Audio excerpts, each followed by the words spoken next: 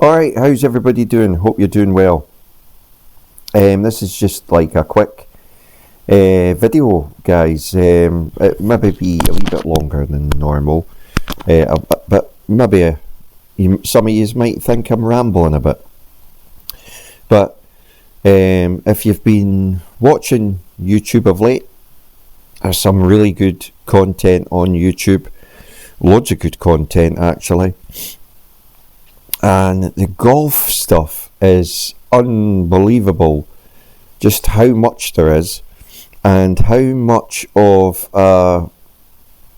repetition the golf stuff is, apart from one or two channels. The only there's a couple of channels. Golf Life have stepped it up, definitely, because now they've got on the DP World Tour, or in partnership with the DP World Tour. Their content is certainly, I think you'll agree, really interesting. And I mean, interesting from the point of view that you've got two average guys that play. You've got Jimmy Bullard, who's definitely scratch. And then obviously they're inviting European Tour players, DP World Tour players along. And if you're into stats and like how people play, how people make putts, how you hit greens and reg, and just watching the difference between two average golfers, a scratch golfer and a DP World Tour player, how they do things, how they hit the ball. It's interesting to watch because obviously the differences and the gains and stuff that you watch these top players, every player, like including me or you, when we're on a hot day and everything goes right, we virtually, can play as good as, or we're playing out our skin. Everything's going in. A European Tour player, obviously the level is consistently better. The average Tour player probably +6 minimum handicap. So you can imagine, like, just basically how you get round a golf course, how you plot yourself round, where you're aiming, where your misses are. They dial all that in more than anything. So an average player has no clue where the ball's really going. A scratch player likes to think they know where the ball's going, but again, do they really know where it's going? Not to the extent that a tour player does. They map it all out. They have like their shot shapes. Like that one with Matt Wallace was amazing. He has like a book with all his shots that he's ever hit on TrackMan with every club, and his shot dispersion stroke aim point is like 10 or 15 yards away from the actual target, but he'll hit it to where the target is if he aims 10 or 15 yards away from it. This is how much detail they go in, Could myself and you guys do that? Yeah, you probably could in the winter. Go on the GC quad, go on, if you've got TrackMan, go on TrackMan, hit ball after ball. You will get a shot pattern dispersion, and it's just a case of mapping it all out in a book so you don't forget it. And then when you take that out to the course, you'll realise that if you aim 10 yards to the right, you'll hit it in the middle, and it'll repeat every single time, because no matter what you guys think about swinging a golf club, your fundamental DNA fingerprint, whatever you want to call it, in your golf swing, from the moment you picked up a club at whatever age you were when you did it. That is your swing. You can refine it slightly, you can improve it, you can improve the strike, the aiming characteristics, the distance control, but your actual swing, that one that you were just born with, or just picked up from the moment you picked up that club, that is yours and it never goes away. So that's what you can learn from these tour players. They know that. They know that no amount of work. If you want to go back in time, Nick Faldo tried everything he could to change his swing. Tiger Woods tried it. Sacked his coach and everything, because at the end of the day, you can't really change your swing or your tempo. Your tempo is your tempo, you know.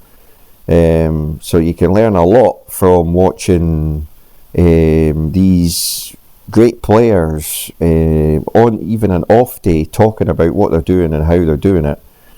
And YouTube seems to be a good place to do that. On the other hand, YouTube is absolutely flooded just now with repeatable content, which is even I can see that people will be switching off watching it, because it's just like eat, sleep, golf, repeat. And if I've learned anything from watching all these channels that I've been watching on YouTube just to see what's going on, is you get a subscriber base, and they probably return and watch your videos, but new subscribers won't really be interested, because it's like, well, we've seen it all before. You know, that's where Golf Life have pushed the envelope.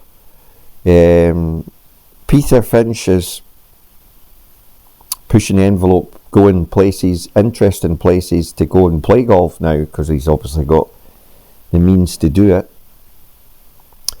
The young kids coming up, Horat and all that, Grant Horat, I think that's how you pronounce him.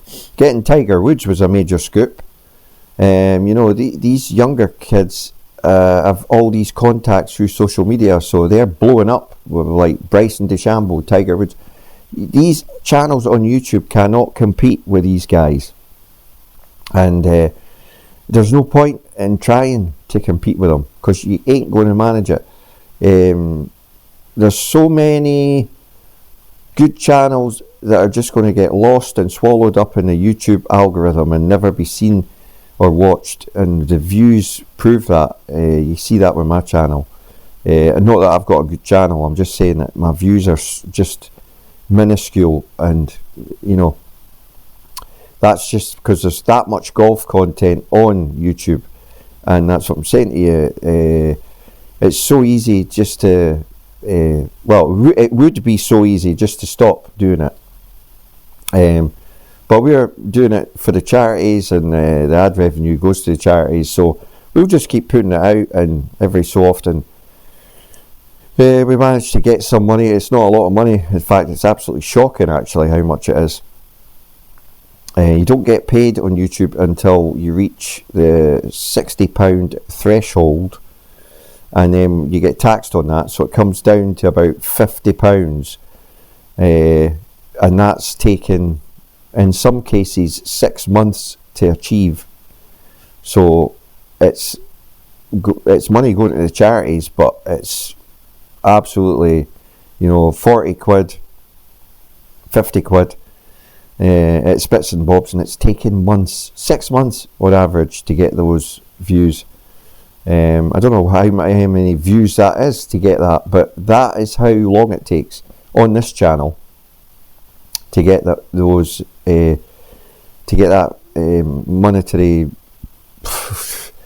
If you think about how much it costs to film everything, charge your equipment, the time it takes to put the stuff out, you're getting paid absolutely nothing for doing it. Like, not on this size of channel. This is, you know what I'm talking about. The bigger channels, if they're getting they'll be getting close on to $5,000, I would imagine, every 6 months, minimum. Every 6 months on the bigger channels, there'll probably be about 14 grand. So on a year, there'll be 36 to 42,000. That's Golf Mates type channel. Then you've got the bigger channels, like, you know, the ones that get 1 million plus views, like Matt Armstrong and stuff. Matt Armstrong will be raking in 500,000 plus every 6 months. You know, it's incredible to jump. But if you look at the view count, like if I average 40, 50 views over 6 months, it equates to about £50, right, over 6 months. So if you average 1 million to 2 million to 8 million views every single third or fourth video, and then keep doing that and repeating, that's where you get silly amounts of money. And it's weighted obviously to views and ads. And you'll have noticed yourself when you're watching YouTube, how many ads do you have to put up with now? And not only are the ads, they're a lot longer now. You used to be able to skip an ad after like 4 or 5 seconds. Now in some cases you've got to wait like 20 seconds before you can skip an ad if you're watching, especially on a streaming platform that goes to a television. So there's big changes for you and me watching YouTube as well. You just want to watch something and you've got to put up all these ads. It's just becoming like normal television almost. And it does get quite annoying. Hence, a lot of people are using various methods to watch YouTube without ads. And then, obviously, that'll affect the creators' ad revenue, because effectively you're dodging ads, and that's how they get paid, by how many ads people are subjected to. So I think YouTube is in a strange kind of territory.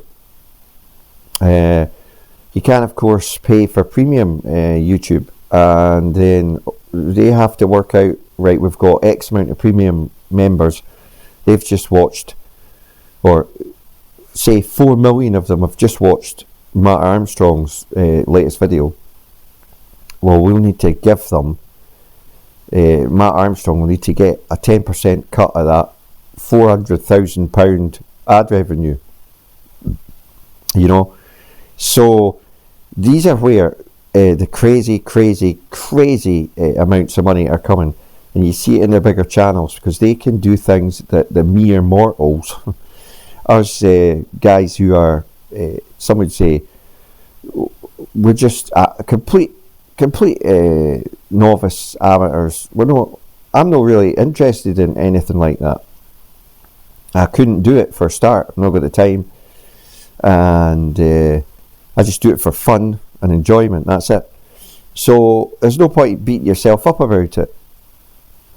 But thanks for watching. Hope you enjoyed this chat and catch up about the state of YouTube and where it's going. I feel it's going somewhere strange, somewhere in between Netflix and something else, you know, corporate level stuff, because these bigger channels are really getting, how could I put it, like almost, when you see how many people are filming on these channels, 6 cameras, you know, mic booms, editors, they're employing an entire crew to do their stuff. But I think what's wrong is you and me and everyone else thinks, oh, it's just a YouTube video. It's not like me holding a camera, YouTubing myself and talking about it. It's on a professional, huge level. That's why they're getting so many views, so many subscribers. The fact that they've got all these big names as well. We can't compete against it. So, keeping it real.